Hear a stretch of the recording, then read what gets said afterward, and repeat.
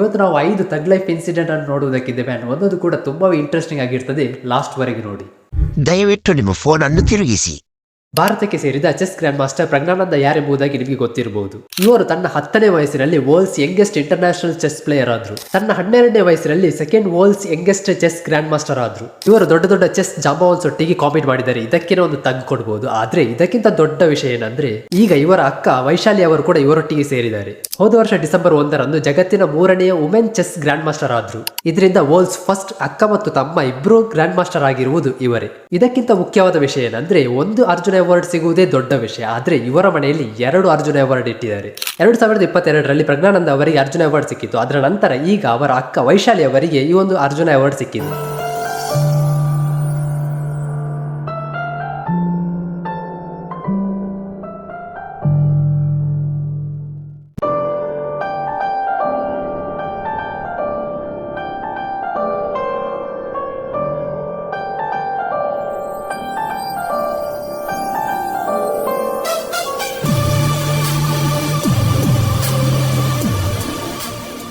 Next ಥಗ್ life ನೋಡೋ ಮೊದಲು ನನ್ನ ಹೃದಯದಲ್ಲಿ ಕೂಡಿರುವ ಎಲ್ಲ ನನ್ನ ಪ್ರೀತಿ ಸ್ನೇಹಿತರಿಗೆ ನನ್ನ ಹೃದಯಪೂರ್ವಕವಾದ ನಮಸ್ಕಾರ and welcome to universal 7G.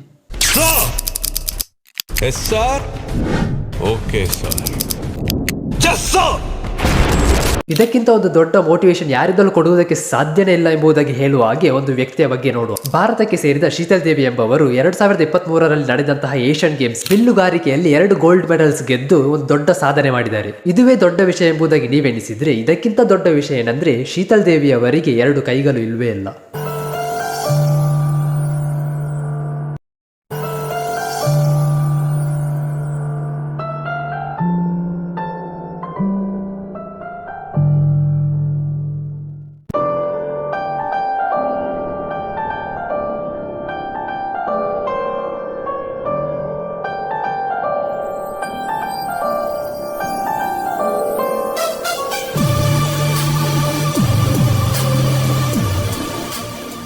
ನಮ್ಮಲ್ಲಿ ಅನೇಕ ಜನರು ಗೂಗಲ್, ಮೈಕ್ರೋಸಾಫ್ಟ್ ಎಂಬಂತಹ ದೊಡ್ಡ ದೊಡ್ಡ ಕಂಪನಿಯಲ್ಲಿ ವರ್ಕ್ ಮಾಡುವುದಕ್ಕೆ ಭಯಂಕರವಾಗಿ ಕಲ್ತಿರ್ತೀವಿ. ಅದೇ ತರ ಅಯನ್ ಕುರೇಶಿ ಎಂಬವರು ಮೈಕ್ರೋಸಾಫ್ಟ್ ಎಕ್ಸಾಮ್ ಅಲ್ಲಿ ಪಾಸ್ ಆಗಿ ಮೈಕ್ರೋಸಾಫ್ಟ್ ಸರ್ಟಿಫೈಡ್ ಪ್ರೊಫೆಷನಲ್ ಆಗಿದ್ದಾರೆ. ಇದೇನು ದೊಡ್ಡ ವಿಷಯ, ಇದರಲ್ಲಿ ಏನು ತಗ್ಗಿದೆ ಎಂಬುದಾಗಿ ನೀವು ಕೇಳಿದ್ರೆ ಇದಕ್ಕಿಂತ ದೊಡ್ಡ ವಿಷಯ ಏನಂದ್ರೆ ಅವರು ಮೈಕ್ರೋಸಾಫ್ಟ್ ಎಕ್ಸಾಮ್ ಅನ್ನು ಪಾಸ್ ಮಾಡಿ ಕ್ಲಿಯರ್ ಮಾಡುವಾಗ ಅವರಿಗೆ ಎಷ್ಟು ವಯಸ್ಸು ಅಂದ್ರೆ just 5 years old.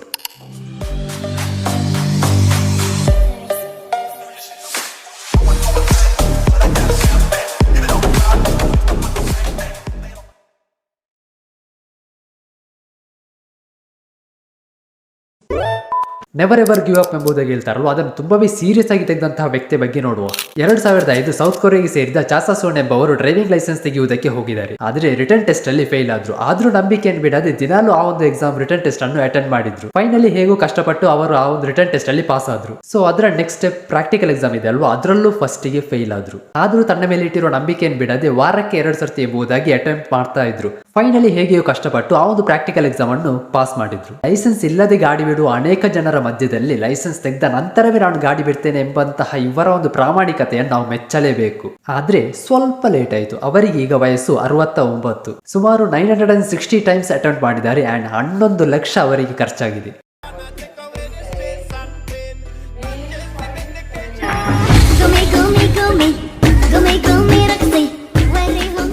Men will be men, women will be women ಎಂಬುದಾಗಿ ಹೇಳುವ ಹಾಗೆ ಈಗ ಹಸ್ಬೆಂಡ್ ವಿಲ್ ಬಿ ಹಸ್ಬೆಂಡ್ ಎಂಬುದಾಗಿ ಒಂದು ವಿಷಯವನ್ನು ನೋಡುವ.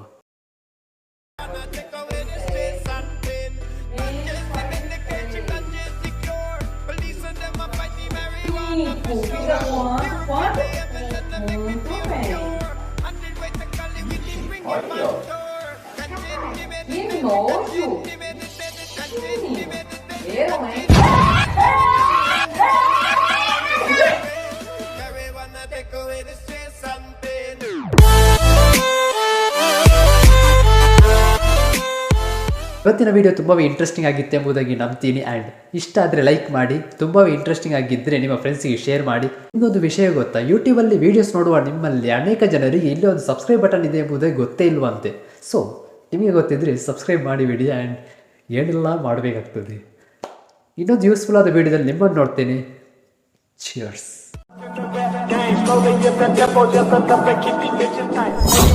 I'ma take a kick, bitches tuck and kick, make